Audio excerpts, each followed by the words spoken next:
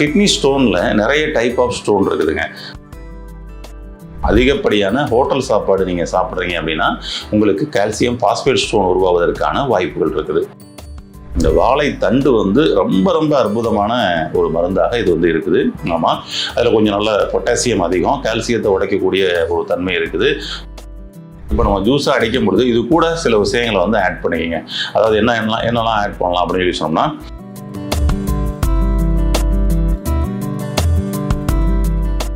Health cafe channel viewers அனைவருக்கும் வணக்கம்.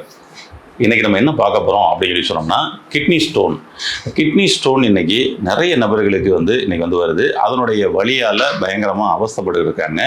இப்போ இந்த கிட்னி ஸ்டோன் எதனால் வருது, இதை எப்படி எளிமையாக நம்ம வீட்டில் இருந்தே ஹோம் ரெமெடி மூலமாக இதை குணப்படுத்திக்கலாம் அப்படின்றத பற்றி தான் இந்த பதிவில் நம்ம பார்க்க போகிறோம். வாங்க பார்க்கலாம். பொதுவாக கிட்னி ஸ்டோன் அப்படின்றது நமக்கு பெரும்பாலும் தண்ணீர் அதிகமாக குடிக்காமல் இருக்கக்கூடிய நபர்களுக்கு தான் வருது அப்படின்றது ஒரு நேச்சுரலான ஒரு விஷயம். அதிகமாக வெயிலில் ட்ராவல் பண்ணக்கூடிய நபருக்கு அவங்களுக்கு உடம்புல இருக்கக்கூடிய நீர்ச்சத்துக்கள்லாம் பார்த்திங்கன்னா உறிஞ்சப்படும். அப்போ இவங்க தண்ணீர் பார்த்திங்கன்னா அதிகமாக எடுத்துக்கலை அப்படின்னு சொல்லி சொன்னோம்னா, நமக்கு உள்ளுக்குள்ளே பார்த்திங்கன்னா அந்த கால்சியம் எக்ஸ்ட்ரா சேரக்கூடிய அந்த கால்சியம் சால்ட்டு இதெல்லாம் பார்த்திங்கன்னா அது உருண்டையாக திரண்டு அது ஸ்டோனாக மாறுவதற்கான வாய்ப்புகள் இருக்குது அப்படின்றது ஒரு அடிப்படையான ஒரு விஷயம். இது போக நம்மளுடைய உணவு முறைகளில் அதிகமாக பார்த்திங்கன்னா எக்ஸஸாக கால்சியம் ஃபுட்லாம் போகுது அப்படின்னா அந்த எக்ஸஸ் கால்சியத்தை உடம்பு வெளியேற்றக்கூடிய வேலையை நம்ம பண்ணோம். வெளியேற்றுற வேலையில் பார்த்திங்கன்னா தேக்கம் ஏற்படும் பொழுது சோனா மாறுவதற்கான வாய்ப்புகள் இருக்குன்னு தான்.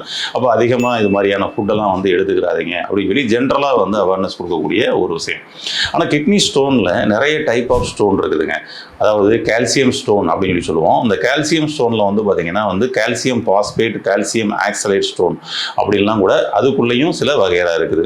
அதுபோல் சோடியம் ஸ்டோன் அப்படின்னு சொல்லி சொல்லுவாங்க, யூரிக் ஆசிட் ஸ்டோன் அப்படின்னு சொல்லுவாங்க. இப்படி உள்ளுக்குள்ளே ஸ்டோனில் நிறைய வெரைட்டிஸ் இருக்குது. பொதுவாக கால்சியம் ஸ்டோன் அப்படின்றது நிறைய மருந்து மாத்திரைகள் அதிகமாக எடுத்துக்கிட்டு இருக்காங்க இல்லையா. உதாரணத்துக்கு diabetic patient, thyroid patient, BP patient இவங்களாம் அதிகமாக நிறைய மெடிசன்ஸ் எடுக்கிறாங்க அப்படிங்கும் பொழுது அது நிச்சயமாக அவங்களுக்கு ஸ்டோனை உருவாக்குவதற்கான வாய்ப்புகள் அதிகபட்சமாக இருக்குது. அந்த ஸ்டோனுக்கெல்லாம் பேர் கால்சியம் ஸ்டோன் அப்படின்னு சொல்லி சொல்லுவாங்க. அதுபோல் கால்சியம் பாஸ்பேட் ஸ்டோன் அப்படின்னு சொல்லி பார்க்கும் பொழுது அதிகப்படியான ஹோட்டல் சாப்பாடு நீங்கள் சாப்பிட்றீங்க அப்படின்னா உங்களுக்கு கால்சியம் பாஸ்பேட் ஸ்டோன் உருவாவதற்கான வாய்ப்புகள் இருக்குது. அதே போல் கால்சியம் ஆக்சலேட் ஸ்டோன் அப்படின்னு சொல்லி சொல்லுவாங்க. கால்சியம் ஆக்சலேட் ஸ்டோன் அப்படின்றது ஆக்சலேட் அதிகமாக இருக்கக்கூடிய சில ஃபுட்டு நம்ம எடுத்துக்கிறப்படும் பொழுது, உதாரணத்துக்கு நீங்கள் பார்த்தீங்கன்னா சாஃப்ட் ட்ரிங்க்ஸ், கூல் ட்ரிங்க்ஸ்லாம் நீங்கள் சாப்பிட்றீங்க. பெரும்பாலும் இன்றைக்கி சாப்பிட்டு முடிஞ்ச உடனே சாஃப்ட் ட்ரிங்க்ஸ், கூல் ட்ரிங்க்ஸ் ஏதாவது சாப்பிடக்கூடிய ஒரு பழக்கம் இன்றைக்கி வந்துகிட்டு இருக்குது. அப்படிங்கும் பொழுது நீங்கள் கூல் ட்ரிங்க்ஸ் அதிகமாக சாப்பிடக்கூடிய நபரா நிச்சயமாக உங்களுக்கு கால்சியம் ஆக்சலேட் ஸ்டோன் வருவதற்கான வாய்ப்புகள் நிறைய இருக்குது. கொஞ்சம் அலர்ட் ஆகிங்க. பொதுவாக பார்த்தீங்கன்னா இந்த கால்சியம் ஸ்டோன் தான் அதிகபட்சமான மக்களுக்கு இன்றைக்கி இருக்குது. சோடியம் ஸ்டோன் அப்படின்னு சொல்லி சொல்லுவாங்க. இந்த சோடியம் ஸ்டோன் அப்படின்றது பெரும்பாலும் எல்லா நபர்களும் இந்த சோடியம் ஸ்டோனை நம்ம அவசரப்பட்டிருப்போம். இப்போ இதனுடைய வலியில் டிஃபரெண்ட் தெரியும். இந்த கால்சியம் ஸ்டோனுக்கும் சோடியம் ஸ்டோனுக்கும் பார்த்தீங்கன்னா நமக்கு ஏற்படக்கூடிய வலி நல்லாவே அந்த டிஃபரெண்ட் இருக்கும். சோடியம் ஸ்டோன் பொதுவாக எப்படி இருக்கும் வலி அப்படின்னு சொல்லி சொன்னோம்னா, நம்ம எங்கேயாவது வெளியில் ஒரு ட்ராவல் போகிறோம், அது டூ வீலரில் போகிறோம்னு வச்சுங்களேன், நல்ல வெயில் நம்ம மேலே பட்டு நீர் சத்துக்கள் உறிஞ்சப்பட்டுச்சுன்னா அந்த சால்ட் அங்கே ஸ்டோரேஜ் ஆகும் இல்லையா, அதனால ஏற்படக்கூடிய ஸ்டோன் தான் அந்த சோடியம் ஸ்டோன் அப்படின்னு சொல்லி சொல்லுவோம். அப்போ நம்ம வெளியில் போயிட்டு வீட்டுக்கு வந்தோன்னா பார்த்தோம்னா இந்த கீழ் முதுகு எரிச்சலுடன் கூடிய வலி இருக்கும்.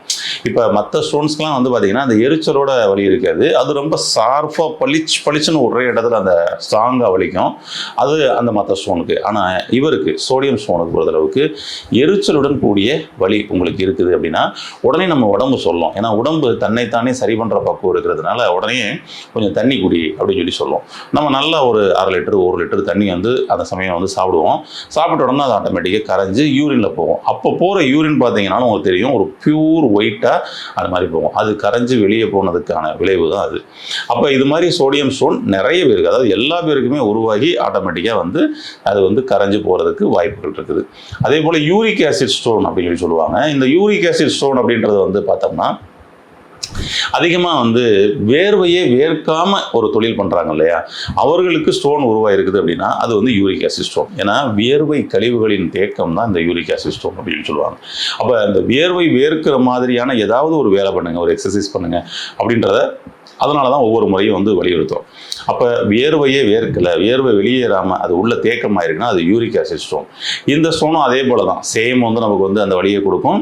யூரினில் உடஞ்சி வெளியே போகிறதுக்கு வாய்ப்பு இருக்குது. ஆனால் இந்த கிழிச்சிக்கிட்டு வருது, யூரிட்டர் ட்ராக்லாம் வந்து கிழிச்சிருச்சு, பிளட்டு வருதுன்னா அதெல்லாம் அந்த யூரிக் ஆசிட் ஸ்டோன் தான். சரிங்களா? ஆமாம். அப்போ uric acid stone, phosphate stone இதெல்லாம் கொஞ்சம் அப்படி ஸ்ட்ராங்காக இருக்கும். அதனால் கிழிச்சிட்டு வர்றதுக்கான வாய்ப்புகள் இருக்குது. ரைட். இதே போல் சிஸ்டீன் ஸ்டோன் அப்படின்பாங்க. ஆமாம், சிஸ்டீன் ஸ்டோன்பாங்க. அப்புறம் இன்ஃபெக்ஷன் ஸ்டோன் அப்படின்பாங்க. சிஸ்டீன் ஸ்டோன் அப்படின்றது பெரும்பாலும் வந்து பரம்பரை ரீதியாக வரக்கூடிய ஸ்டோனும் கூட பரம்பரை டிசீஸா அப்படின்னா இருக்குதுங்க. அப்பாவுக்கு இருக்குது, அம்மாவோட தம்பிக்கு, சரிங்களா, மாமாவுக்கு இருக்குது, சித்தப்பாவுக்கு இருக்குது அப்படின்னா கூட வந்து பையனுக்கு வந்து ஸ்டோன் வருவதற்கான வாய்ப்புகள் இருக்குது. 10 வயசு 15 வயசுலலாம் வந்து ஸ்டோன் பிரச்சனையில் அவஸ்தைப்படுறாங்க அப்படின்னா அவங்க என்ன ஃபுட் எடுத்ததுனால பிரச்சனையா என்ன கிடையாது. அப்போ இது மாதிரி வந்து ஜெனட்டிக்காக வந்து அவங்களுக்கு வந்து கிட்னியோட எனர்ஜி கம்மியாக இருந்திருக்கும், இவங்களுக்கும் அந்த கிட்னியோட எனர்ஜி கம்மியாக இருந்திருக்கும். அப்போ இந்த ஃபில்ட்ரேஷனில் டிஸ்டர்பன்ஸ் ஏற்பட்டு ஸ்டோன் வருவதற்கான வாய்ப்புகள் இருக்குது. அப்போ சிறு குழந்தைகளுக்கு ஸ்டோன் வந்ததுன்னா அது சிஸ்டீன் ஸ்டோன் அப்படின்றத சொல்லுவாங்க. இது பெரும்பாலும் வந்து பார்த்திங்கன்னா அந்த கால்சியம் ஸ்டோனோட வடிவமைப்பில் தான் வந்து இது இருக்கும். அதே போல் வந்து பார்த்திங்கன்னா இன்ஃபெக்ஷன் ஸ்டோன் அப்படின்பாங்க. அந்த இன்ஃபெக்ஷன் ஸ்டோன்லாம் யூரினர் பிளேடர் ஏதாவது இன்ஃபெக்ஷன் ஆயிடுச்சு, அங்கே அதனால் வந்து தேக்கம் ஏற்பட்டு ஸ்டோன் ஃபார்ம் ஆனது. யூரிட்டரில், கிட்னியில் இந்த மாதிரி வந்து ஒரு இன்ஃபெக்ஷன்னால அந்த இடத்துல வந்து கழிவுகளின் தேக்கம் ஏற்பட்டு ஸ்டோன் ஃபார்ம் ஆகிருக்கும். அப்போ அது infection stone, ureter infection stone, renal infection stone, bladder infection stone சொல்லிட்டு இங்கே வந்து தேங்குவதற்கான வாய்ப்பு இருக்குது. ஆமாம், இது எல்லாமே வந்து பார்த்திங்கன்னா ஈஸியாக வந்து வெளியில் எடுக்க முடியுமா, இதுக்கெல்லாம் அறுவை சிகிச்சை பண்ணி தான் எடுக்கணுமா அப்படின்னு சொல்லி சொன்னோம்னா அது வந்து எந்த இடத்துல இருக்குது, என்ன சைஸ் இருக்குது அப்படின்றத பொறுத்து அதனுடைய விளைவுகள் வரும். மேக்சிமம் வந்து அறுவை சிகிச்சை இல்லாமல் எடுக்கலாம். பொதுவாக நம்மளுடைய சுவாச இயற்கை மருத்துவமனை நம்ம மருத்துவர்கள் வந்து பார்த்தீங்கன்னா அதை சஜஸ்ட் பண்ணுவாங்க.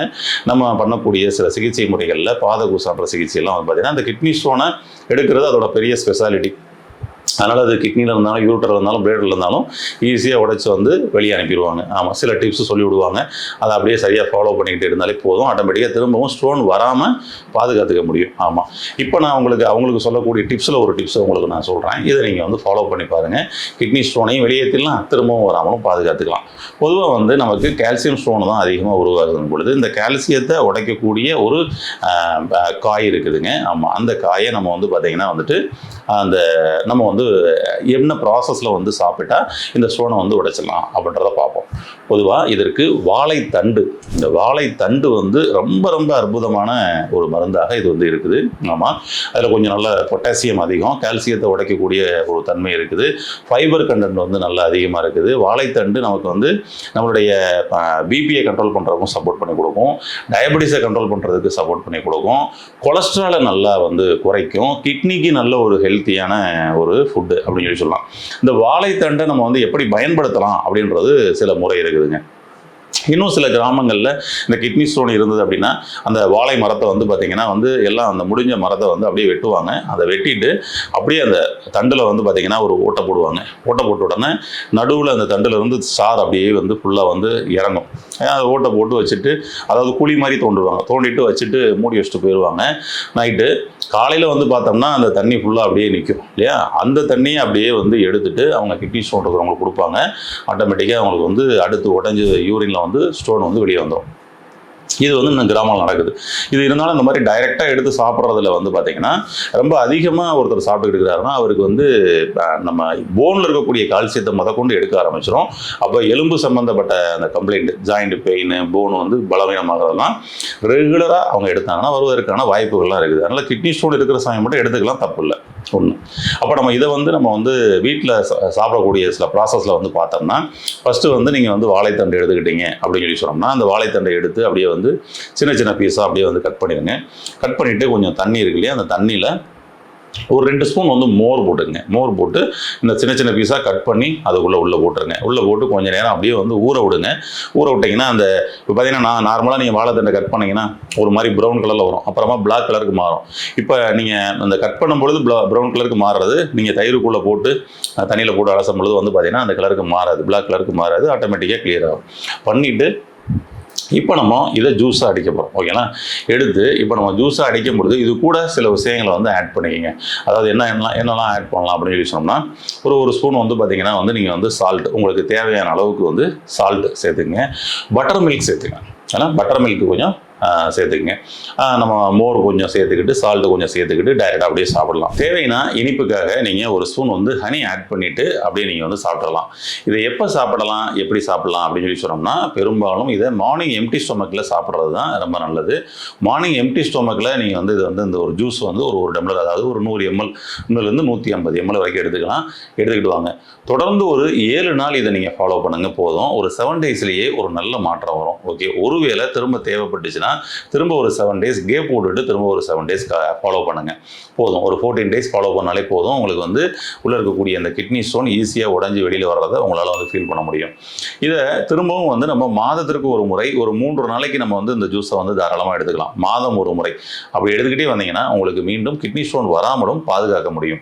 இப்படி ஈஸியாக வந்து இந்த மாதிரி என்ன டைப் ஆஃப் கிட்னி ஸ்டோனாக இருந்தாலும் அதை எளிமையாக நம்ம வந்து வீட்டில் இருந்தே நம்ம வந்து சரி பண்ணிக்கக்கூடிய ஒரு டிப்ஸ் தான் அந்த டிப்ஸ். இதை பயன்படுத்தி பாருங்கள். பயன்படுத்தி உங்களுக்கு என்ன அனுபவங்கள் கிடைச்சதோ அதை கமெண்ட் பாக்ஸில் பதிவு பண்ணுங்கள். உங்களுடைய நண்பர்களோ உறவினர்களோ இது மாதிரி வந்து கிட்னி ஸ்டோனில் அவஸ்தைப்படுறாங்க அப்படின்னா அவர்களுக்கும் இந்த டிப்ஸை சொல்லி அவர்களையும் பலனடைய செய்யுங்கள். வாழ்த்துக்கள். நன்றி. இந்த வீடியோ உங்களுக்கு பிடிச்சிருந்தா லைக் பண்ணுங்க, ஷேர் பண்ணுங்க, கமெண்ட் பண்ணுங்க. மறக்காம ஹெல்த் கஃபே தமிழ் சேனலை சப்ஸ்கிரைப் பண்ணிட்டு பெல் பட்டனை கிளிக் பண்ணிடுங்க.